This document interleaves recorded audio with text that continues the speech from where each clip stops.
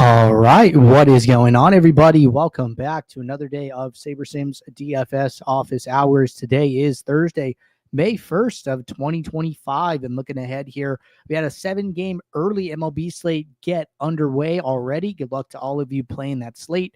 We have a 4-game MLB night slate in a couple of hours. We have a 2-game NBA main slate, 4-game NHL main slate, and then golf also teed off earlier this morning as well. So good luck to all of you playing golf weekend long. But for those of you who are new here, welcome. My name is Andrew. I'm one of the coaches over here at SaberSim.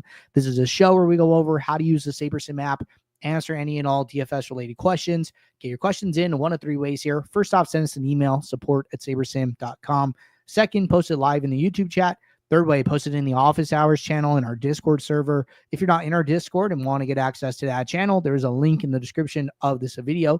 You also get access to our similar channels, individual sport channels, and you get access to the rest of the SaberSim team. Just can't say enough good things about the Discord. But with that said, we do this show Monday through Friday, 4 p.m. Eastern, and then we do this show on Saturdays at 12:30 p.m. Eastern. So tune in any one of those days, get your questions answered. All right. With the main MLB slate already getting started today, why don't we use NBA for today? Got a 2-game playoff slate later today. Sad, the Lakers got eliminated yesterday. I am in Southern California and I am a Lakers fan, so it's unfortunate, but Minnesota was definitely super strong, and interested to see how they do the rest of the playoffs. We did have a number of questions come in before the show today, so I have some questions to walk through here. So first question of the day: once I upload my lineups, it automatically selects the field lineups, i.e. low stakes MME,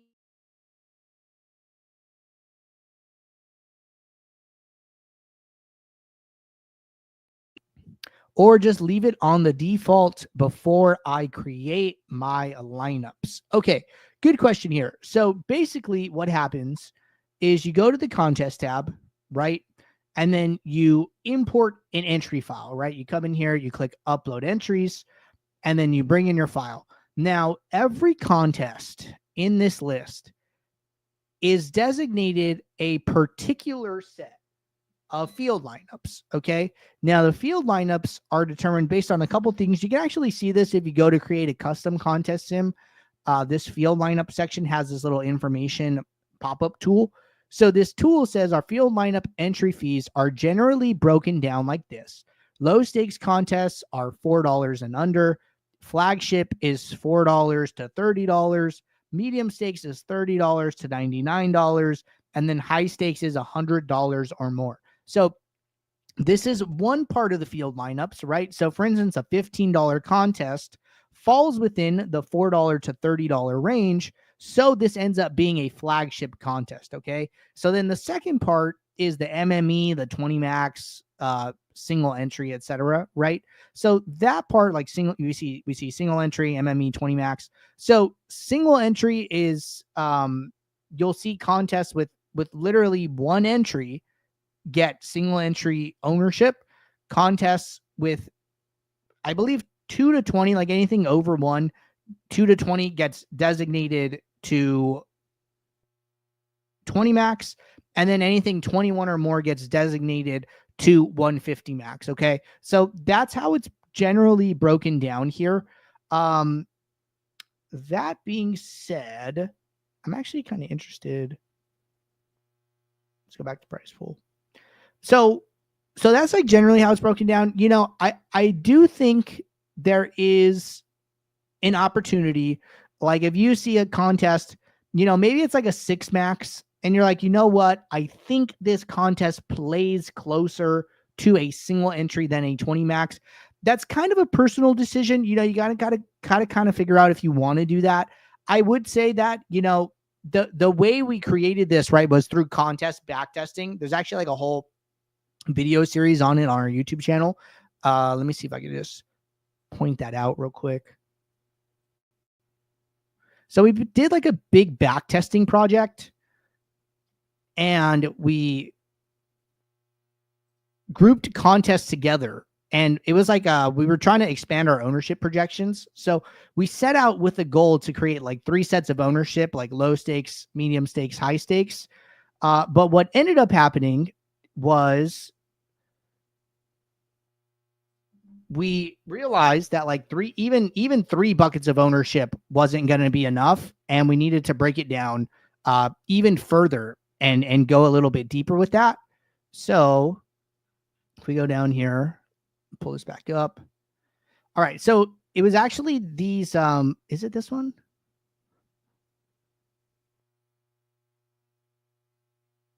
So it's sort of like behind the Sims series. We haven't done these in a while, but we did have like a lot of videos here. I'm almost positive it is, this is the bankroll management ones. This is like updating the sliders.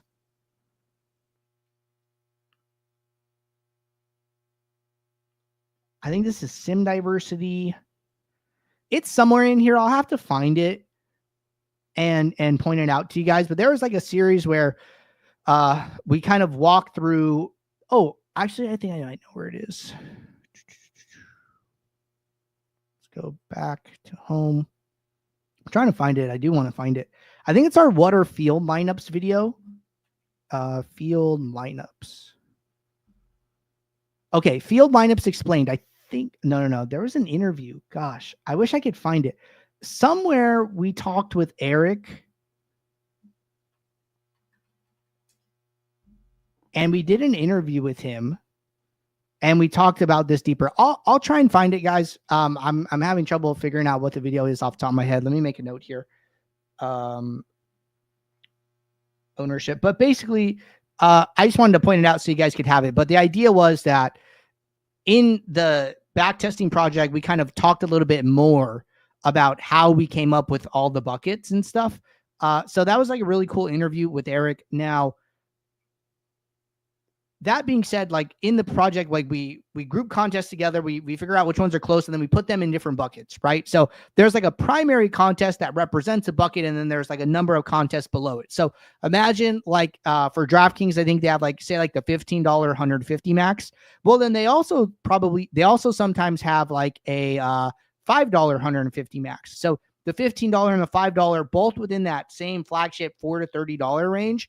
But the $15 is like the representative contest, and then the $5 kind of falls underneath that. So that's how that works. But you don't need to do anything here. You don't really need to change anything unless you want to make some like specific changes, but that's kind of a little bit more edge case, kind of personalized. So I don't think that is super necessary in order to do anything. You just leave it as is. But that's a long way of saying just leave it as it is. But I did want to kind of go into a little bit more detail, kind of break it down as to why you don't need to do anything, how this is set up, how it was generated.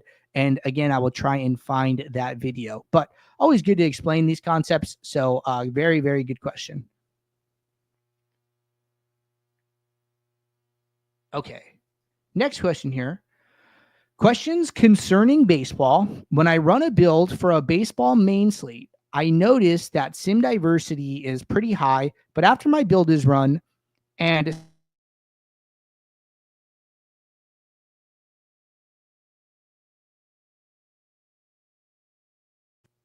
question continues, I always feel weird having over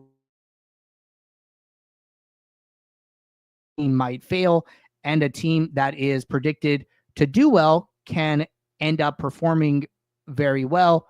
Or I'm sorry, a team that is predicted to do bad can end up performing well. I hope this makes sense, since I hope to find a way to manage so I don't end up so much over the field on any particular play, but not completely throwing out what the Sims think is best. I hope this makes sense. Yeah, for sure. This definitely makes sense. What it kind of sounds like to me is that you might be just a little afraid to make adjustments in the post build. I would say don't be afraid to do that. You know what I mean? Like the reason, we come in here, right? And let's say that, you're on the starter plan, you're building, 500 lineups, even if you have 500 lineups and you're playing, 220 maxes, like we are still building you,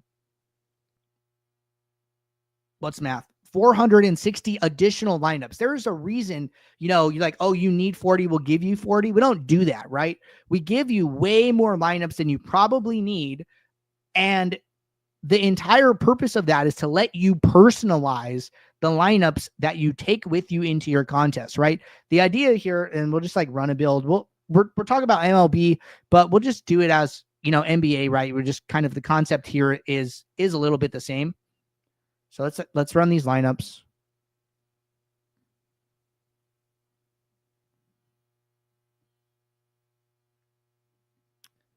All right. Lineups are run. So yeah, so like, let's say we bump this up to 40, right? Okay. We have our pool of 500. We come in here, we look at the exposures, right? We have some high exposures. You know what I mean? 82% Harden, 80% Thompson, etc. Right? The whole point of this is like, you can come in here and say, okay, I don't want this much Harden. I want 60% of him, and I want maybe I don't want any more than 60% of like anybody, right? And then, okay, I come in here and I drop all these guys down,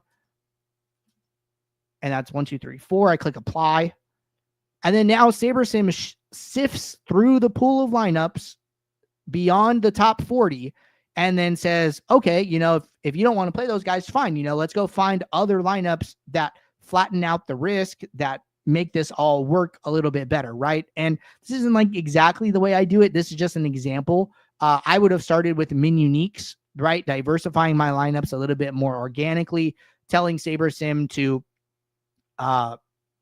add players to the player pool to play players at lower exposures and leverages, right? Like we bump up uniques from like 1 to 4, and it kind of has a similar effect, right? Come in here, we see that top exposure is now 60%. Leverages are a lot flatter, right? My point is, don't be afraid to touch things in the post build, right? The last thing you want to do is kind of feel the way you described, right? You're like, I always feel weird when I have teams and exposures over 60%, but this is like what SaberSim is saying, so I should go with it. That is not what I would do, right? I would make adjustments and keep making adjustments until you feel comfortable with the lineups before the contest even starts. You're like, you know what? Maybe these guys are a good play, but this is just too much exposure. And guess what? Like, that's okay. You're still going to get leverage, right? Builder like Harden. I'm still over the field on Harden. I'm just a little less over the field, right? This feels better to me. You're taking the sim in outputs. You're combining your own kind of feel and way you like to play DFS with it. And then you are finding a set of lineups that matches that, right? So one thing SaberSim is like not great at by itself, right, is risk management. SaberSim is going to identify the best plays, the best correlations, the best stacks, right? All those type of things. And then it's going to be like, hey, these guys are like really good. We should just jam them in, right? That's like, I talk about like man versus machine, right? You kind of want to combine the two, man plus machine. Take the best parts of SaberSim, take the best parts of what you're good at, and, which are kind of going to be SaberSim's weaknesses of risk management, and then combine those and then use both things in tandem and find a good set of lineups that kind of, marries the two together, right? So we take uniques, we use max exposures, we, do anything else that we think is important here, and then we settle on a set of lineups that feels a lot better. So that's what I would do. Do not be afraid to tinker with the builds after they're done, and keep doing so until you're at a point where like, okay, regardless of what happens here, I'm really happy with how these lineups look, the macro aspects of them. I'm fine saving them, and then whatever happens, happens. It's kind of the point you want to get to. All right. Good question there. Really good question. Let's see. Next one is going to be, my question is something I've seen you go over before, but would appreciate seeing it again step by step if you could. Yeah, no problem. Played today's afternoon slate using SaberScore. Played the 50 cent with over 10K entries and the dollar and the quarter jukebox under 10K. Could you show again how to upload entries using SaberScore into the correct contest? I understand how it fills into the correct contest using Sims. Does it do the same thing using SaberScore? Direct fill or autofill is fine. Thank you. Yeah, for sure. No problem. So, okay, why don't we just like do this real quick? Let me see what I can do. I'll go enter just like 2 contests for the upcoming night slate that are just like a little bit different in size, and then we can just like talk about it. So let's see. Night slate coming up in a little bit here. Okay, oops, wrong one. Okay, let's do a 10-cent. Oh, I don't even see a 10-cent. Okay, let's do a quarter.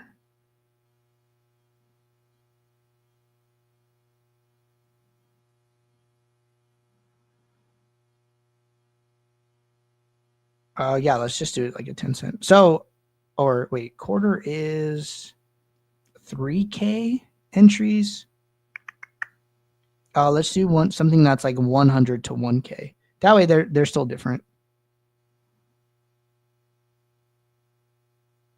All right, it's perfect. All right, so let's go over to the DK MLB night slate.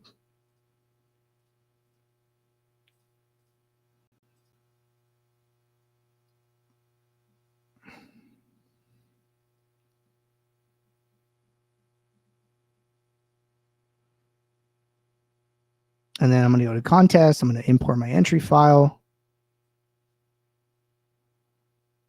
All right, so 2 contests here, right? We'll just make this up. 100, 1. So I'm just doing this. This is a satellite technically, but this top contest has, I actually think it has 237 entries. And then this one has like 3,567. So these will end up being different SaberScores, okay? So we go to a build. Go 500, 2 adjustments, 2 projections. Build lineups. So we'll talk about how to do this in direct fill, and then we'll also talk about how to do this in autofill and the 2 ways they work. Hacksaw said, hey, what's going on?